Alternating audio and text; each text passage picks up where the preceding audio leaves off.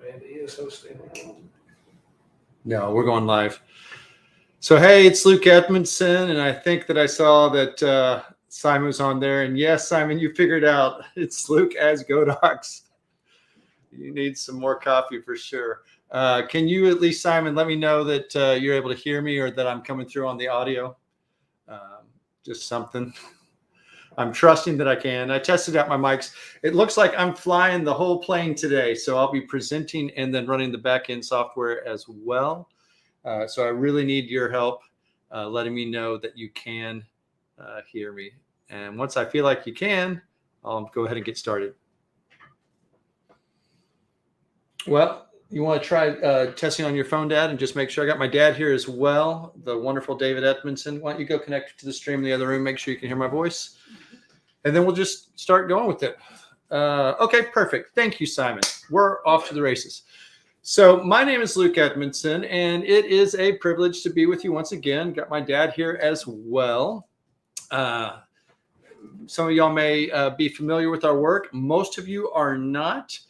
Our background started in the 70s in commercial photography and went from that into eventually becoming known for, I guess, what would you say, wedding photography to some degree. Started doing portraiture for people we met along the way. And there's also a segment of people that appreciate us for our fine art creations. But between the two of us, Dad, pop your head in again. We represent, what do you want to say, too many years in photography? Absolutely. But I still love it. I do too. So it was quite fun to be able to see that Godox came out with the Lux Senior flash. One thing I can tell you is while it is a privilege, undoubtedly, to be one of their educators of light, we get no insight into what products are coming down the pike. All of a sudden, one day, we get an email saying, hey, we got a new product we're getting ready to launch. I can see that there's a question real quick. What part of Texas are we located? The answer is we're in Dallas, Texas.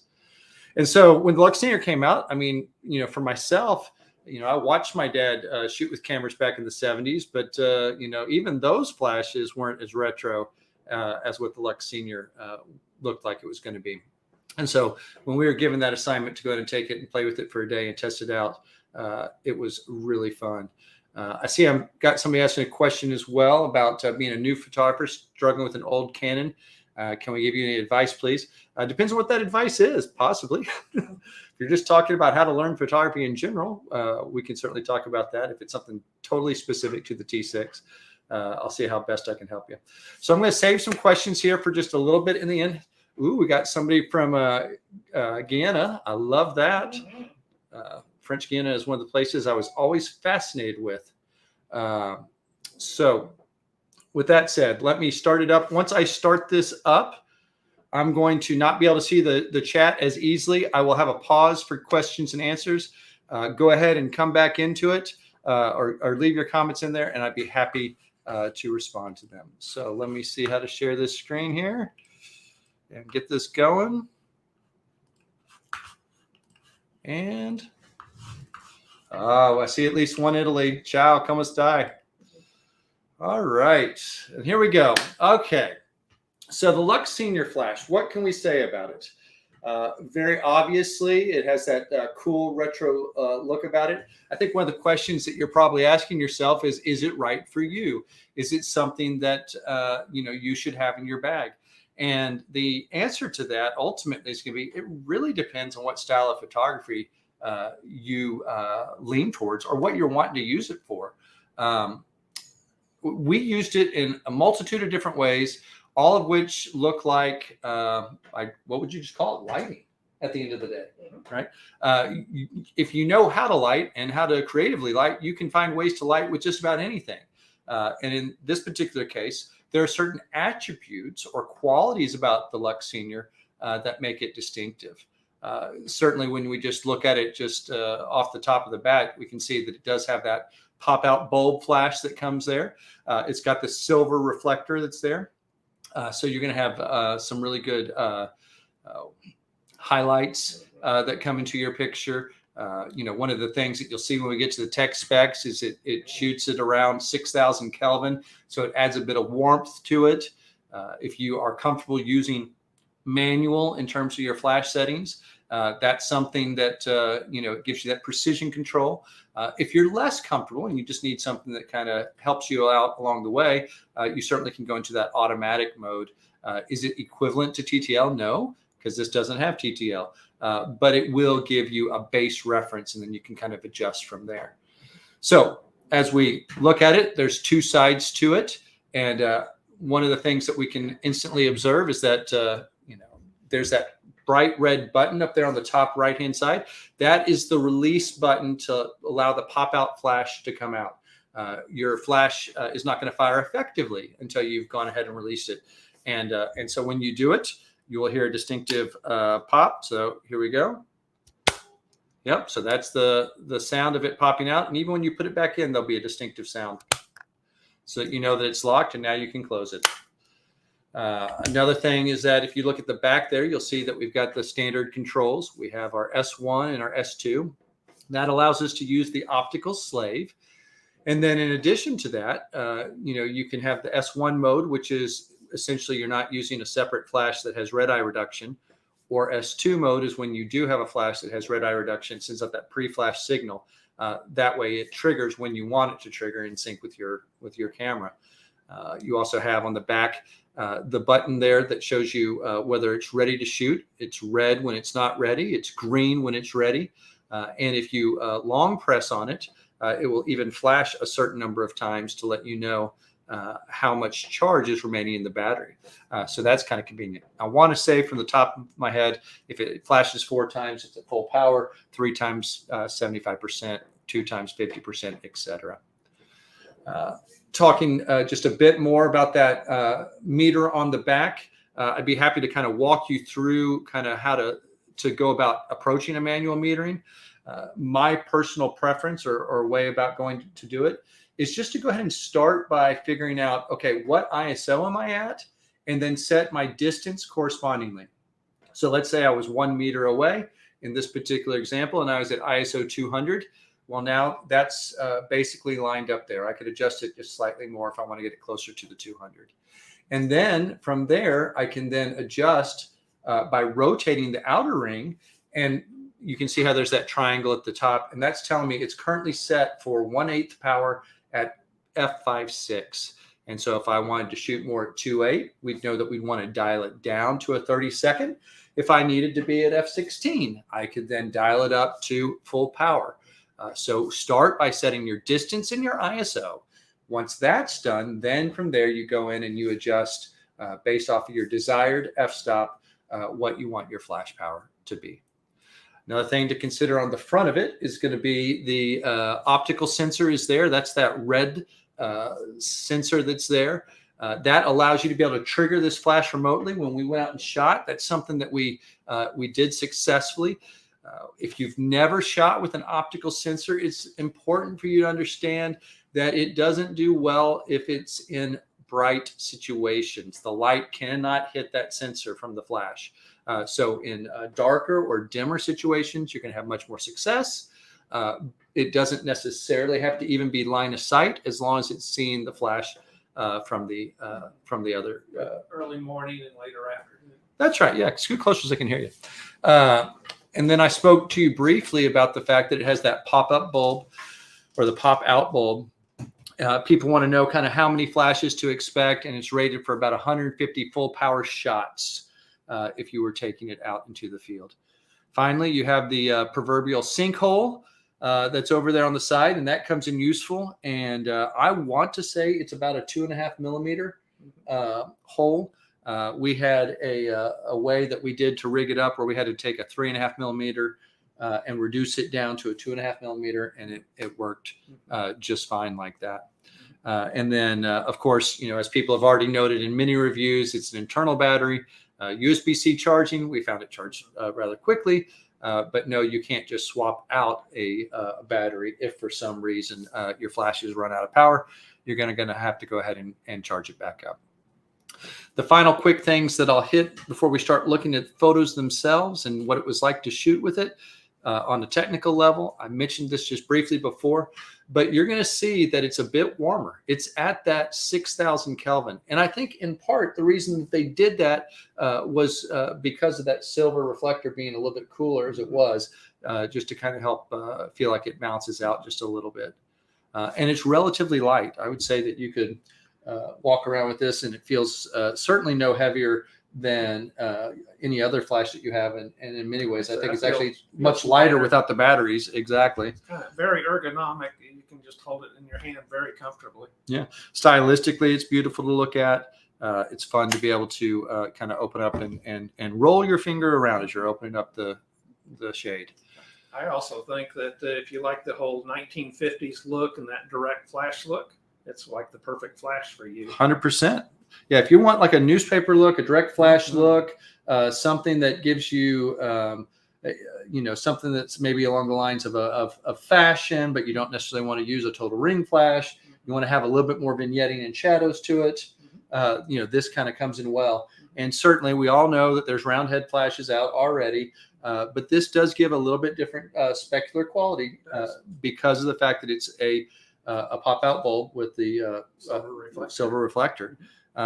Not unlike, if you remember, like the old 360s or 180s that were the pop-up bulbs. There is, as we're looking at this particular slide, there's that auto flash mode where if you're starting out, great place to be able to kind of hang your hat. Here's how you read it. If you've never read something like this before, if they're telling you it's ISO 100 at f2.8, then if you have a lens that stops or opens up, to a maximum of f4, well, now that's going to make your ISO 200. So at 100, it's rated for 2.8. If your lens is only 4 or 5.6, then you need to adjust upward your ISO accordingly in order to be able to keep it correspondingly. And then because of the fact that the flash is putting out that amount of intensity, if you need to make some changes to what you want the brightness of the flash to be, you can do that as well. Okay. One other thing that can come in handy that may be overlooked or not seen, especially for people who are using this on a film camera or something, perhaps it's not a film camera, perhaps it's on a bracket of some kind or things like that, but something that doesn't really take a true hot shoe, but it's more of a cold shoe. They're suggesting that you use something as a barrier between the bottom of the flash. It's just a simple single head trigger or connector that's down there, but that and then the top of the shoe. Sure. And that could be just a piece of paper that you slide in there, but that's just something to know about. Okay, so when it came time for us to go out and do our shoot, we decided that we were going to pretend it was a high school senior, and we were going to start at sunrise and shoot all day. So from that standpoint, one of the things that we wanted to get was just a sunrise shot. See how it did when the sun was first coming up kind of in the back of the sky. One of the things also about it is we knew we were going to be shooting very direct flash in this particular scenario. And on top of that, even if we really wanted to put a flash somewhere else, could we have made it work by using a boom pole or something like that? Sure. But we were out on a dock on the water that was shaped essentially like a T. And so, unless you had, if you really wanted to move your flash, unless you had a boat that you were putting it in, or you got in the cattails, the space that was up there was rather limited. And I think because it typically goes on the hot shoe, I think it's good just to see what the camera does to give the look that kind of comes with it. And we'll show where we actually take it off the camera and show different form. That's right. So our first shot started with a base exposure of f7.1, and I don't need to read all this to you. I'll do it this first time, and then after that, I'll kind of hit on it only if it has something important. We're at a 200th of a second, ISO 125, and obviously we're silhouetted because we haven't added in the flash. But you can see that we're getting, detail there within the sky. The only thing we don't have detail in is our subject.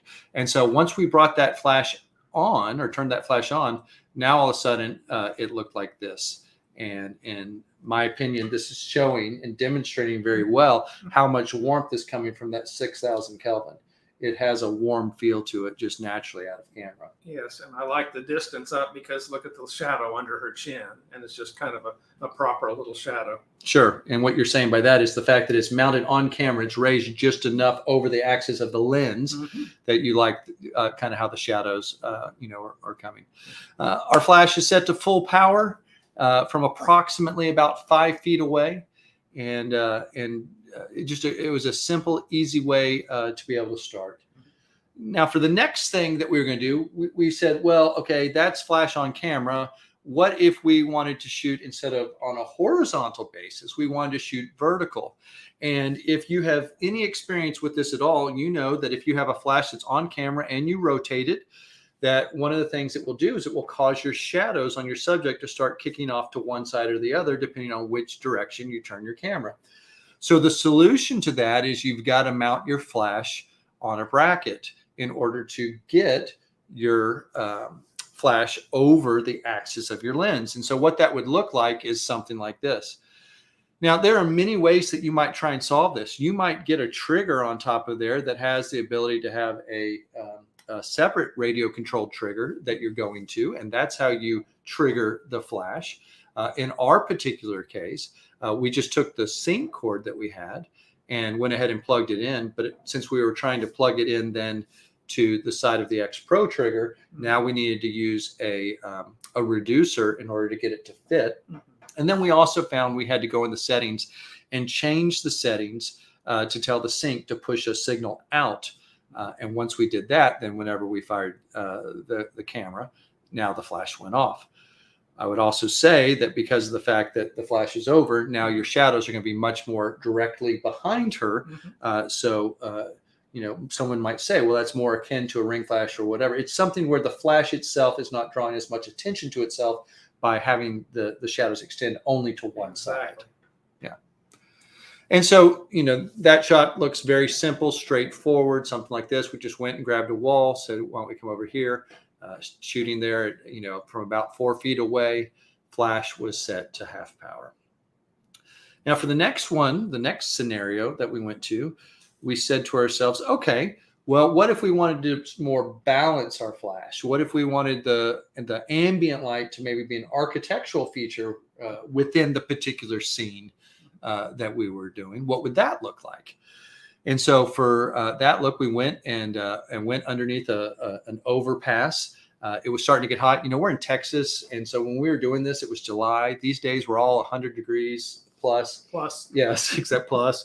For anybody who's watched the weather knows that it's been hot around here. It's been hot in a lot of places in the world this summer. So you're quickly running for cover as soon as you can. So we saw that there were the interesting light patterns that are happening on there. We wanted to bring her in.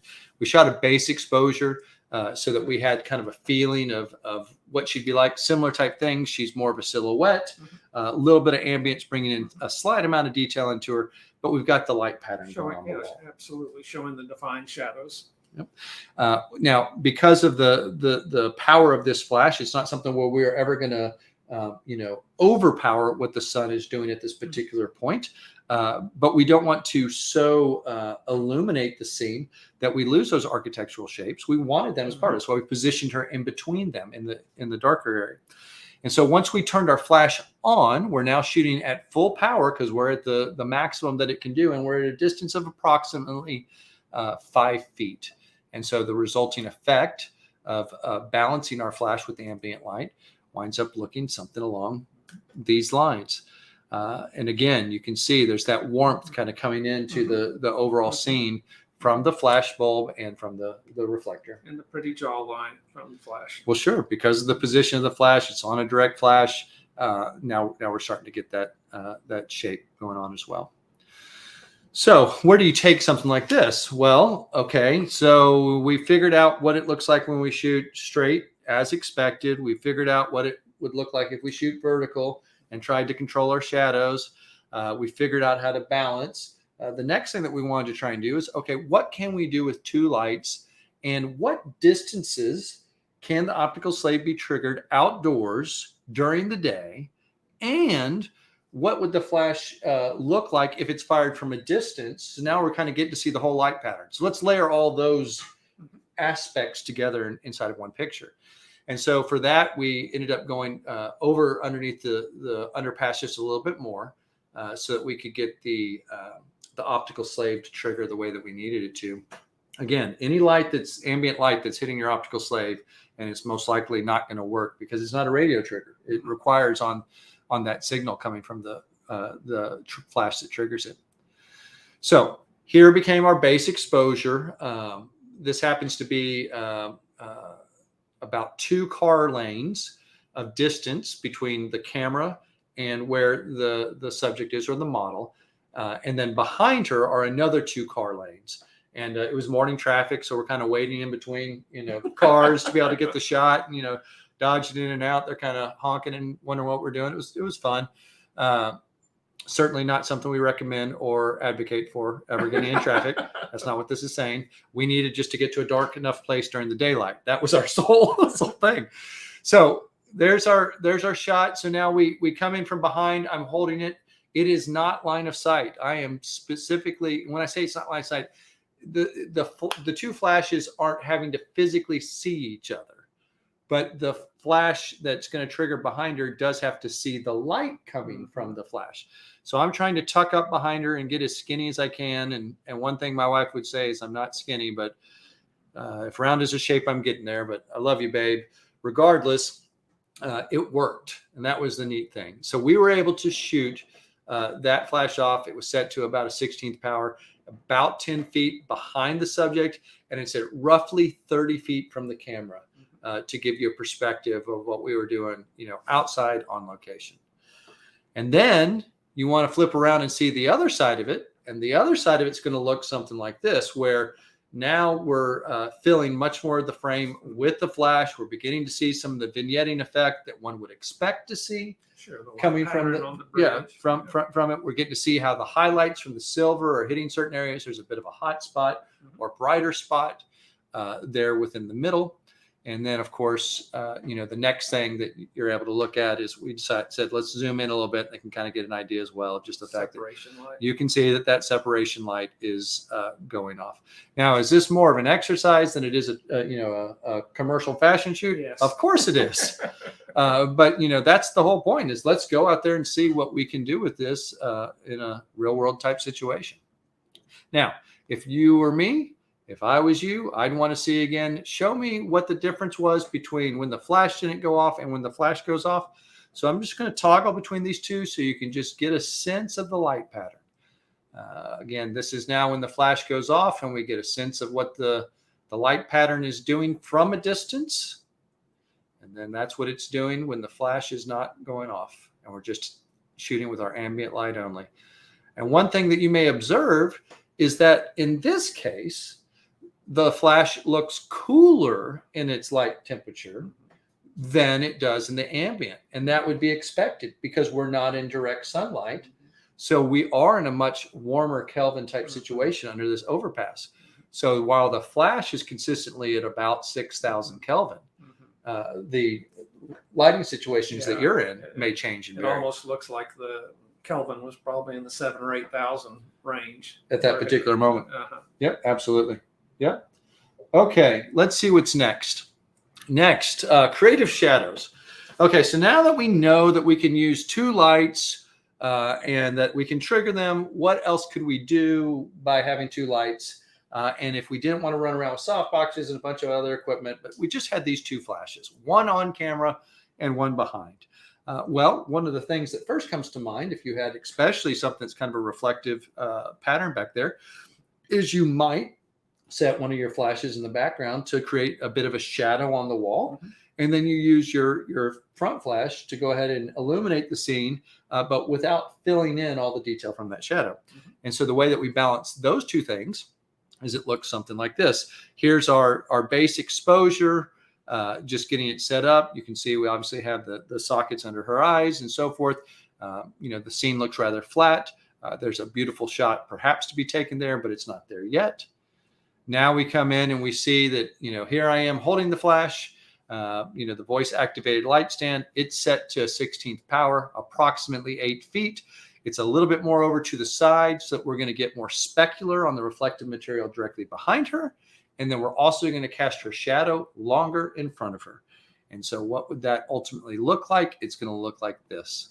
This is how you bring those two balanced aspects together, with the main flash in the front being at about an 1/8 power from roughly 6 feet.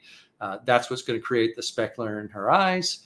And so now we're starting to create a little bit of depth and dimension by varying our light and dark areas while playing off of the light and dark, kind of natural pattern of the diamonds.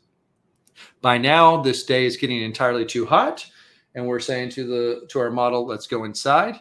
And so the first thing that we did when we went and got inside was say, hey, let's start playing around here in the studio with just some more bright, bold colors. And what if we were doing more of a lifestyle type shoot? And so, here we are, we're shooting direct flash. We're just against a pink background wall. Our base exposure is going to look very much like this. As much as possible, we tried to mimic whatever expression we were doing for you, so it felt as seamless as possible. But there's certainly some ambient that's coming in from the windows to the side, but we're letting the flash kind of overpower the scene, and this kind of gives you that more punchy editorial look from the way that it presents itself. And the final result looks something like this. So this is the flash set to about an 1/8 power, ISO 100. At approximately 10 feet. If we wanted to make the flash even more dominant within the scene, we could move in closer. We could stop down more. And any number of different ways to control our ambient there. Other than obviously, we're not going to be able to adjust our ISO because it's maxed out at 2/50th of a second on the camera we were on. Then we said, okay, well, now that we've done kind of what's expected in the studio, what's next? And for that, we said, well, let's start seeing if we can create some more form lighting with this flash. And let's now use our off-camera flash to be our primary main light, and then use the flash on camera just to be our trigger and work along those lines. And so for that, we brought her over here to this yellow wall. And again, you can see that we're trying some different variations. We shot it with direct flash. We ended up saying, what if you were to grab some different hacks, a plastic bag, maybe it's just a silk diffusion. We did use a plastic trash bag, and we also used a diffusion sock from Kodak's and just brought it with us. Yep. Ultimately, we ended up liking the silk that we had, the sock that we had that was used for a Kodak's beauty dish already, because it just kind of is a beautiful diffusion material, and just kind of wrapped it around there. Of course, the thing you got to keep in mind is that your fingers and or material can't cover the optical trigger in order for it to fire. But as you can see here, the flash head is not pointed. The flash or the optical trigger just has to see the light. And because we're in the studio type setting, it was able to do that even as it's pointed away. So here she is sitting. Here's our base exposure with the no flash. And then now we're going to go ahead and turn on our flash and create something that looks very much like this. Our main flash is set to a 1/16th of a power because we're about 3 feet away. Naturally, you would expect with a flash that is closer to your subject, it's going to be a softer quality of light. Naturally, you would expect the fact that we've gone ahead and put the diffusion on there, it's also going to be a softer quality of light in the way that it comes. And then the flash that we have on camera is set to a 64th. And what you will see, and we'll go ahead and pull it in like this, is that the flash that's on camera is set so weak that in reality and in truth, you're not getting a second catch light. Just one specular. Just one specular. Now, we will show you a different situation later on when we're outside where there will be 2 catch lights, as you would expect, because the second flash that's triggering does have to be powered up. So this is done. What's next? Well, what if we were then to switch and make it into a backlight? Let's just pivot, do a voice-activated light stand behind the stage. And or behind the backdrop. And so here we are, and we're just pointing it down. This is our base exposure. We're now going to go into what it's going to look like when that flash goes off. You can see it's just being handheld up there just high enough so that number one, the optical slave can see. And then second, we want to make sure that the flash is hitting our subject where we want it to hit on the back of her head. and it's set to a 16th power. Next, we go into, okay, well, let's add in our main light to this scene. That's set to a 1/4 power. Both are triggering, but we're getting that hair highlight on there, as you would expect if you were using a 2-light setup. And I think it's important to look at her skin too, to see how the direct flash kind of gives that little bit of a it's not quite a specular, but just on the forehead. I'm going to just hit back real quick and just kind of show, because you brought it up at this point. You can see you're going to have more of a shiny specular, as you'd expect with just the reflector, versus when we go here, where it's just a little bit more even in the way that it's done because of the fact that it has the diffusion material. Okay. And you could put the diffusion on. You could have, yeah. On camera too. Sure. There's 15 ways we could have done it.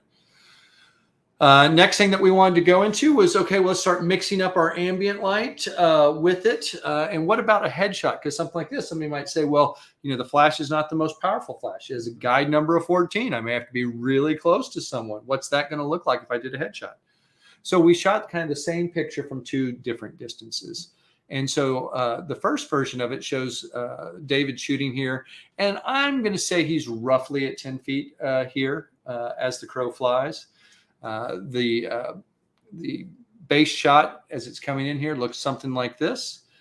When we add in the flash, you're now going to get something like this. And sure enough, yep, it's about 10 feet away that it's going. You can see that specular in her eye is pretty tiny.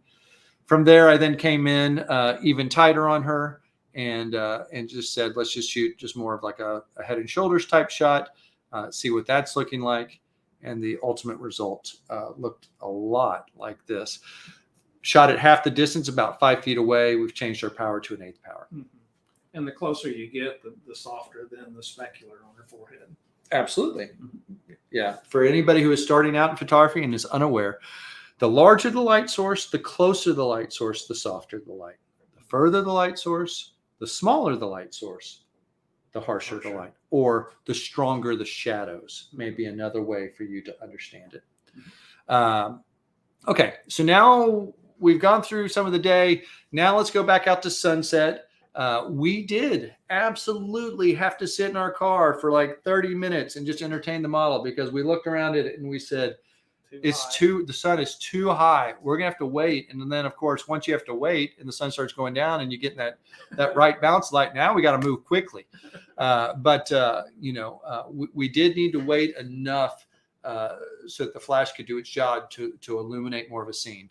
But the first concept that we went with was more of a storytelling type piece. If you were doing something, let's say more fine art, or you were just trying to do more artistic interpretation with your post-production. Sure. Can we talk about that tilt-all tripod real quick? Sure.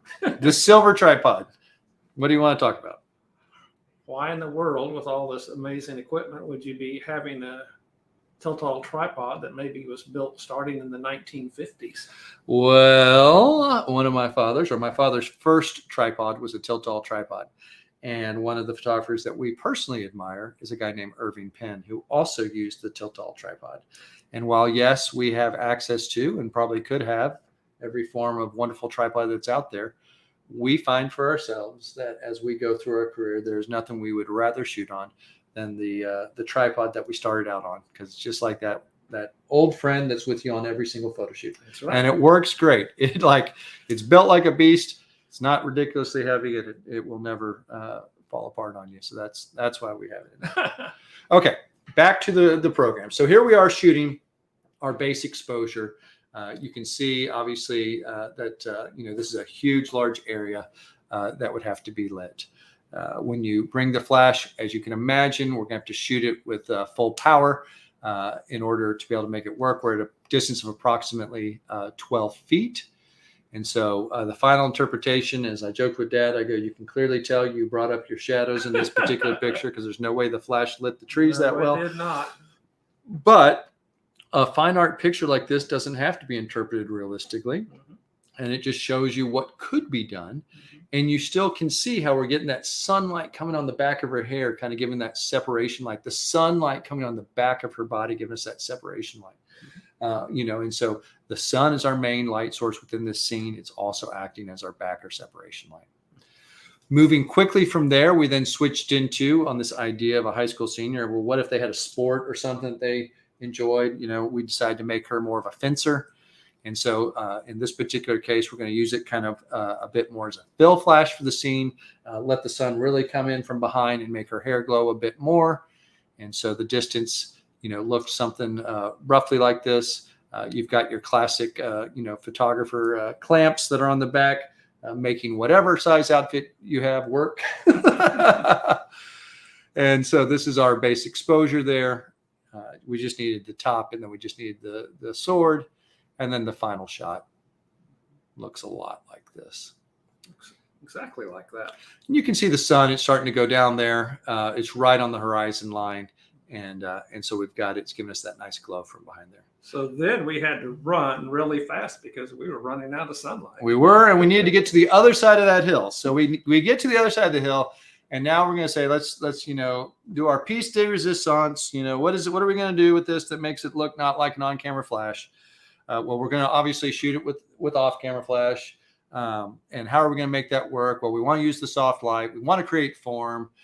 So here we are within the scene. We said, let's put her in black because now we've got a reason to be able to have our fill flash there because we need to see detail or depth within our dark areas, our shadows. But we still want to make sure that the flash that's being held up by her face is our primary light source. And so for that, you've got your base exposure here, 4.5, 1/25th of a second, ISO 100, no flash. You can see we're getting some beautiful pinks within the sky. One of the things that is interesting is those pinks that are there are not showing up if you just shot an ambient exposure, let's say on your phone or something like that, because it's brightening things up too much. And this is a classic example here. This is that same sky shot at the same time with a different exposure, different resulting moments. But you can clearly see we've got our flash on camera and we've got our flash being held by the wonderful David Edmonson. And so the resulting effect of that looks exactly like this. So here we are. Our main flash is set to 1/4 power. It's roughly 4 feet away, so it's a softer light source. Our triggering flash is the one that's on camera. It's set to 1/32 of a power. It's at roughly 8 feet away. And what I'd show you here is that absolutely, if you were to look inside of her eye there, you can see those two different speculars appearing within her eye. And if it bothered you, you could go in and remove one of them if you wanted to. And you should, because there's only one sun in the sky. Generally speaking, yes.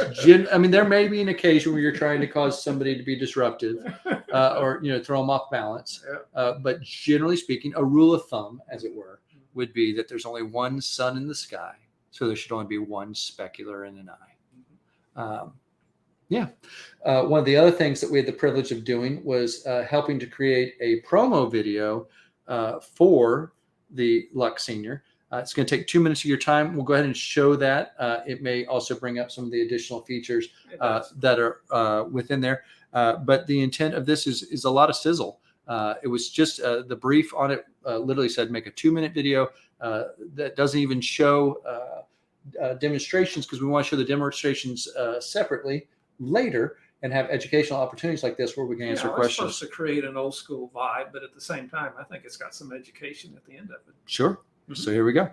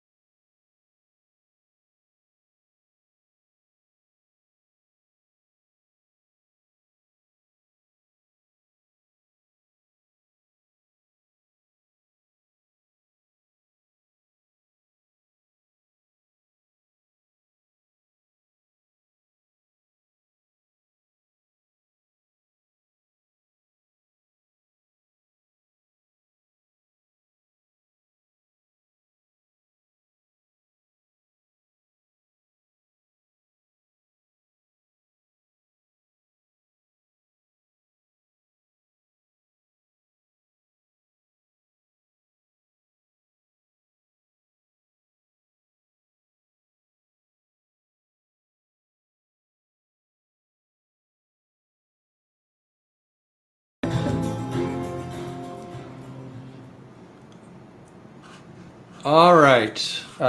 So thank you for allowing me to fly this plane. Let me see if I can get this going here like this so you can see me. There you go. Wonderful. And I apologize because when you're running the presentation and your screen is filled with your keynote, sometimes it's hard to be able to see all the comments that are going on. But let me just kind of start from the top here and see what all we've got. I see that we have somebody there from Ghana, West Africa. Thank you, Digital Master. Loved my time in Senegal. I'd say Nangi Def. I know you probably don't speak Senegalese, but just throwing out what I can for you. I definitely say bonjour. Appreciate Brock saying this looks great. Simon saying the layers in the image look great. Thank you.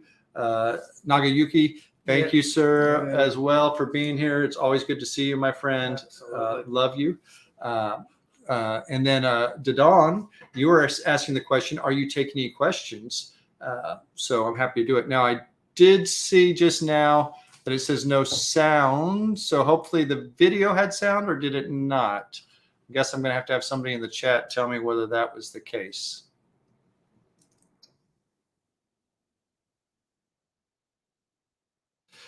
And if it did not, I apologize. Okay, good. Simon, question. He has a Godox V860. Is there any benefit aside from the crazy cool factor to him getting a Lux Senior? Well, Simon, can you tell me more about what it is that you shoot? What type of content do you shoot? What's your subject matter?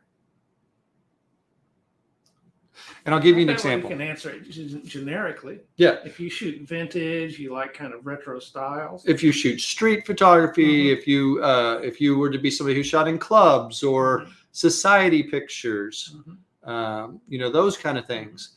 If you dress like a hipster. Okay. Food, really. I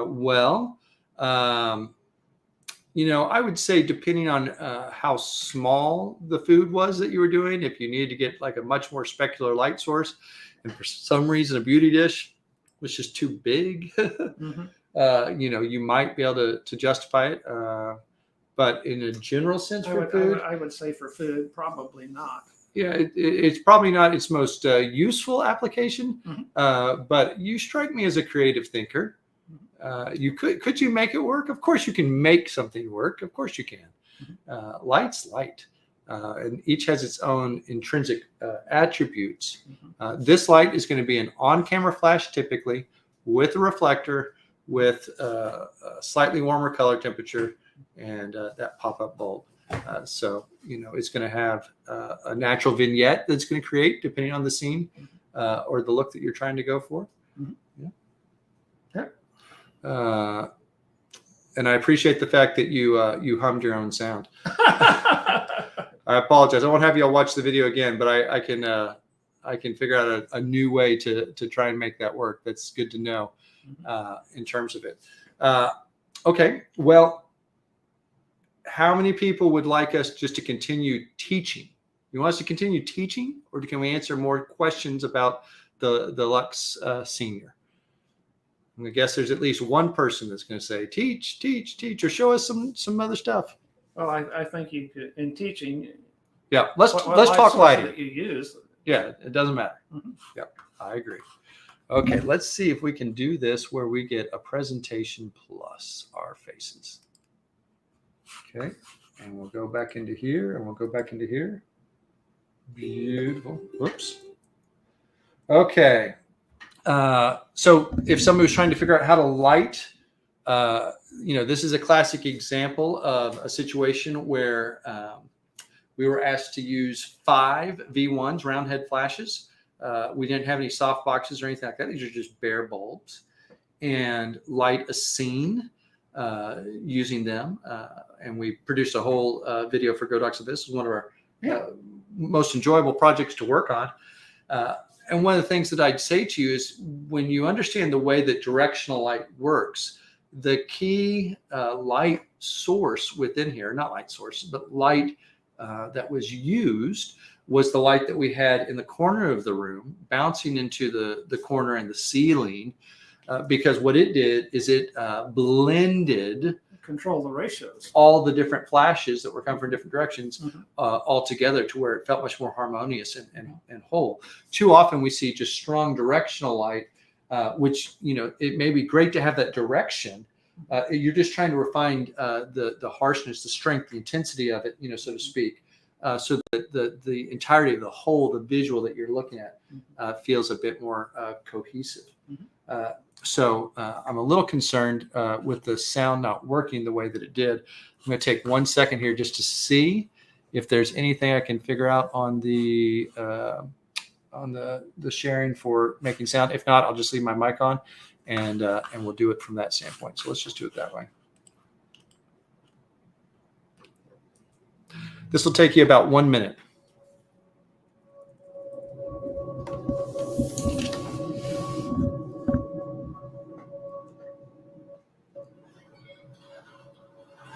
Now let's stop and take a minute and look at where we placed our lights, what were their settings, and what modifiers did we use. After scouting the location, we sketched out the initial design. We purposely built compositional triangles using leading lines, styling, and gesture. And then we thought it'd be fun to repeat the alternating light and dark areas both horizontally and vertically. And all of this is done for the sole purpose of rewarding you for looking as your eye moves in and around the picture. We set our camera to ISO 100 at f8 in a 30th of a second to allow the ambient light coming from the lanterns and fire to show. Outside the door, we double stacked 2 heads to mimic the sun striking the main subject from head to toe. We also put another light shooting through the window. All 3 exterior flashes are set to full power. We hid 2 behind the door and desk at a quarter power inside the room. And then there's one illuminating the mother and daughter set to half power. We bounced the last light to the corner, opening up the shadows and blending it all together. That one was set to full power. There you have it. All right. So, that's what you can do with just 5 off-camera flashes if you were trying to create a scene. What if you wanted to light a scene as well, but you're going to use LED lights? How are you going to make that work? And so if you were to create a picture like this, I think that ballpark, we used about 13 different lights, 3 of which are being used architecturally. The reason we needed 13 lights was not because we necessarily set out with a number in mind. We're big believers in using sufficient lighting for a particular purpose or application.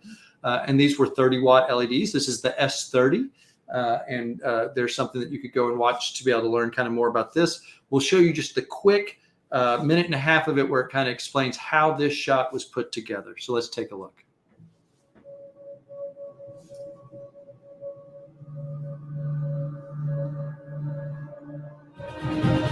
We admire how theatrical lighting designers use light to frame the stage, as well as directing our eyes where to look. One helpful way to think about lighting a scene is that it's equal parts sculpting and painting, covering large areas and chiseling away at smaller ones. For David and myself, the art side of things always informs our technical decisions. We want our lighting to establish an emotional undercurrent and to incorporate light in a way that creates interesting visual shapes and forms. When concepting the scene at a 1950s train station, we wanted the lighting to be both expressive and purposeful. Because of that, we imagined the time of day to be about 5:15 p.m., suggesting a mixture of strong light and shadows with a bit of down. We wanted the 3 downlights to create an architectural statement. The remaining lights are used to communicate mood and atmosphere and help bring emphasis to different areas of importance. One useful tip is to pay close attention to where you place both your highlights and shadows. To emphasize your main subjects, seek to separate them from the background to communicate their importance. So hopefully that shows you what you could do if you were using LED lights indoors and you needed to use a bunch of them to light a scene that, what was that, maybe 16 feet tall by 24 feet wide? Something like that. 12 feet tall. 12 feet tall, 16 feet wide. 20 feet wide. 20 feet wide. There you go. So a large area. Another application moment might be when we were using the R1200. So this is a ring flash. Where could a ring flash come in beneficial? Well, of course, you can use it like one would expect to use a ring flash, coming in tight, no shadows, etc. But another situation that you could find yourself in is when you do not have the ability or don't want to bounce a light in order to control your ratios. Mhm.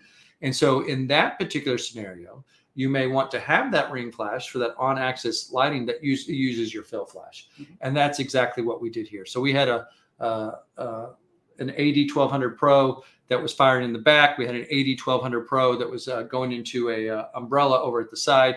And then to balance and blend the picture together, that's what we use the R1200 for here to finish tying together the shot. Exactly, bring enough fill in to create the ratios. Yep. And while we're talking about the Lux Senior today, on the other end of the spectrum is the workhorse of Godox's lineup, which is the new P2400, which is to have 2400 watt seconds at your disposal. This one, I joke with Dad. I go, it's kind of a mixture of having a Ferrari or a sports car that can go really fast, but also like having a truck that you can take out in the mud and drop in 4-wheel drive and get through any situation. It's the best of both worlds within that sense. And so, a shot like this where you've got, a hula hoop artist who's spinning around, how many is it? 1, 2, 3, 4, 5, 6 different rings. Is that right? Yes, 6, 7. 1, 2, 3, 4, 5, 6, 7. Hard to keep track of them all. And to get it all framed right and stuff like that, you can do a lot of like, okay, let's do it and let's see and hope and stuff like that. Or if you have a flash studio system or a lighting system that will keep up with how fast the action is moving consistently, then you could, put it in more of a motor drive and just fire through it. But anybody that does stop action knows how important this is to be able to stop it when you want it. Absolutely. So, in this case, we were using the R2400 ring flashes that were in the parabolic umbrellas and different things like that. But just to give you an idea, we dropped in, we put the camera on motor drive and shot 144 shots straight, just turning her to the side, saying, just roll that hula hoop over and over and over again. This is in like 45 seconds. Well, yeah, I mean, it's just as fast as the camera could go in order to fire it. And this is the resulting effect. And you go for the right application, it's great to know about something like this and have it within your arsenal. The other thing we'd say is it's been a privilege to be able to partner with Godox and B&H with their depth of field presentations to create on behalf of Godox for that. And that's something, if you'd like some more training, you can go out and find. But essentially, we had 5 different lighting scenarios of what you could do. This being just using the AD 100 Pro on location as a backlight, hair light, separation light. Then using a 300 Pro outside of the window, and creating something along those lines. From there, we also did a more of a balanced lighting situation, balancing our ambient with the parabolic. We used the P2400 for this shot, but just used a single head and a giant parabolic. So it's just a beautiful, big, soft light source. So you can see that shadow on the ground is very soft. And this is the resulting effect of how you create something like that. Took it into a commercial realm where we were using the 8600s, but it's much more using it with beauty dishes and just more of a chisel type light. Create something that looks along these lines, playing with atmosphere and so forth, but just shapes, just the strength and so forth. I think this was a total of 4 lights, because I think we had 2 600s going off inside of the area behind her. Then we took it in an editorial direction. What could you do if you were shooting perhaps with a type of lighting setup that many people don't consider? And that's one that we enjoy using, which is, hang on one second as he turns off his phone. That's where you use a larger softbox that acts as your fill light. And from the same direction, from the same basic vantage point, you have a primary main light source, which is a more chiseled light source, like a beauty dish or something along those lines, any sort of smaller light source.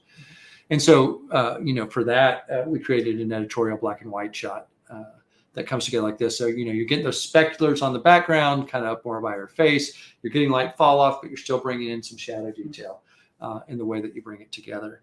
And we thought if anybody would like to be indulged for just a minute to I spin. think this is important because it's got two lights in the exact same spot. Yep. One brighter, one less. Yep. More So for Phil. we're going to take you through. This is about 4 minutes of your time, and we thank you. Our fourth shot takes us in a more editorial direction, which we envision in black and white. So we shot it that way in camera. It's possible to use two lights coming from the exact same position, with one of them being your main light. I would call it structured lighting. Structured lighting, yeah, that's a Because better. I want to create a deep shadow under her chin. She has this beautiful jawline that because we've used Jenna in the past, we just knew how we can create a structured photo and completely overpower the ambient light that's in the room. Exactly, but then you bring in your fill light coming in from that exact same side, and now all of a sudden it kind of creates this feeling of spotlight effect on the face, and then just seeing some detail throughout the rest of the frame. Just enough, because without that little blend of the fill light, it can create just a little too much drama, and you want that little bit of blending between the two, and just a little bit of more detail in the blacks. If I was just to turn off our main light there and just shoot with the parabolic, it's going to look something like this. So you can see that there's just a little bit of fill light coming into the frame. And now if I go ahead and turn back on our main light and I turn off our fill light, we're going to get something that looks a lot like this, which in general means that we have a beautiful girl that's very starkly lit, and we're just starting to get a little bit of light in terms of the background and so forth. There's not a lot of depth. It's kind of a very flat, dramatic shot, very stark in the way that it comes together. And when we bring in that fill light, it now starts to come together like this. And so this kind of has a little bit more detail and dimension as you kind of look across at the different background materials and stuff. It gives her a sense of being in an environment. Here we go. And right there, right there. Beautiful, beautiful. Good, good, good. Good. That hand that's low is probably a little too low. Probably bring it up just a little higher. Yes, there you go. Very nice. We're basically at your waist up. Yep, nice. Very good. Perfect, perfect. Good. This simple two-light approach combines two different qualities of light coming from the same direction, to the left of the camera. We are entirely overpowering any ambient and only using our strobes to illuminate our subject. One AD600 is powered up and gridded and set as our primary light source, creating that structured lighting around the model's face. The second light is in the parabolic reflector and powered down because it adds more detail to the darker areas and background. This approach helps us blend our overall lighting while not creating secondary shadows. The underlying effect on your lighting ratios is to control or convey the sense of moodiness you want within your pictures. To us, it's very much a salt to taste. It sure is. It's like the difference between a cook and a chef. Yes. The chef is just going to salt to taste. The cook is going to go, okay, I think I got the perfect ratio of salt. And the chef will taste it and go, no, I need a little more. It just needs to be just right. And just the other thing I would love to say is that, you know, either you start off from the artistic side or you kind of start from the scientific, you know, as a formula photographer? side. Yes. Yes. And the formula people need to go to the artistic side. The artistic side needs to go to the formula. You need to end up blending both of those things and start. And ultimately from that, I hope you do create art. On my fill light here, I ended up just bringing it up 0.3. A full stop was too much. I just wanted a third of a stop, a little bit more fill coming in. And that's the kind of thing where I go, practice, experience, eyeball teaches you.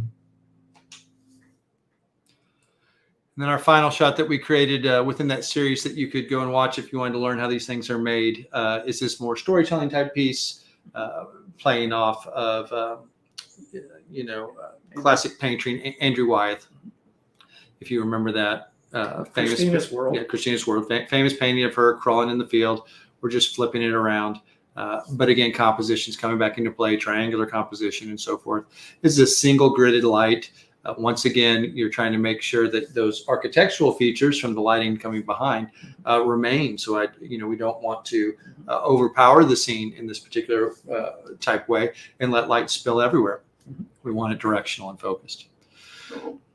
So with that, are there any other questions that we can help answer? Let me look over here again. I see gorgeous work. Thank you, Margaret. And I see Cosmoti saying excellent photos. I'll give people here another minute or two to get in any additional questions you might have about Godox lighting that we can help with. If you have any questions in particular about the Lux Senior, we're happy to answer those for you as well. And let me see if I can get off of presenting the screen here. And now I can see myself. I love it. Now I can actually see the comments. Well, in the meantime, anything else you want to say about this particular flash, Dad?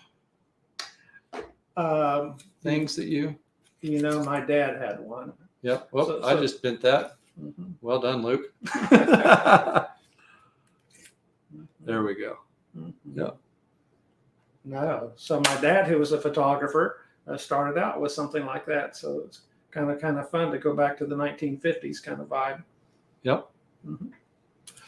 I particularly enjoy I enjoy the foldable aspect of it. I already forgot. Push that back in, bring it together. Just has a nice weight in your hand. If you had it, if you were walking around with it, almost like an iPhone. Yeah. My hands are. I'd say I'll give you this is an iPhone Pro, so it gives you a reference point. In terms of scale, type thing. Easy to put in your bag. It is. Not overly thick, so it would fit well in terms of being something that you carry on your body, or if you, as you say, you put in a bag. Yeah. Guys, I don't know what else to say other than just thank you. Thank you for investing time with us. You could have done so many different things with your time and your day right now, and you chose to spend it with us. Absolutely. Yep. Here's kind of our little. Yes, we need to do this because it's critical. Well, I'm just saying, if you have any questions too, just follow us, and we'd be glad to answer anything that you ask. Absolutely, yeah. It's at Luke Edmonson or at David Edmonson on most Instagram or Facebooks or things like that. You can find our website, Edmonson Photography, and email us there. But what I thought you were going to say is, what is our purpose as photographers? Is it just to take pretty pictures? It is not. Our camera's just an excuse. To do what? To love on people. And? Have influence in their life. And That's for them to have influence in our life. That's right. We have the privilege as photographers of being invited into so many people's lives. We get to get beyond barriers that most would not or could not. And even I'm thinking about you, Simon. If you're doing food photography, it's whether you're working with that chef or art director or food stylist, or whatever. There is an opportunity for us to love on others. And you cannot really do that very effectively if your own, I'll call it love tank, is not full. Yeah, I think it's like a cup. If your cup's not full, or if you're yeah, if it just has a hole, it's not going to overflow. Yeah, exactly. It's hard to overflow into the lives of others. And we would just encourage you to use your camera to love on others and have influence in their lives. And as my dad says, they may even influence you as well. So with that said, blessings. Didn't see any more questions come in, but thank you. Mwah, mwah, mwah. Au revoir. Bye. Thank you. Bye.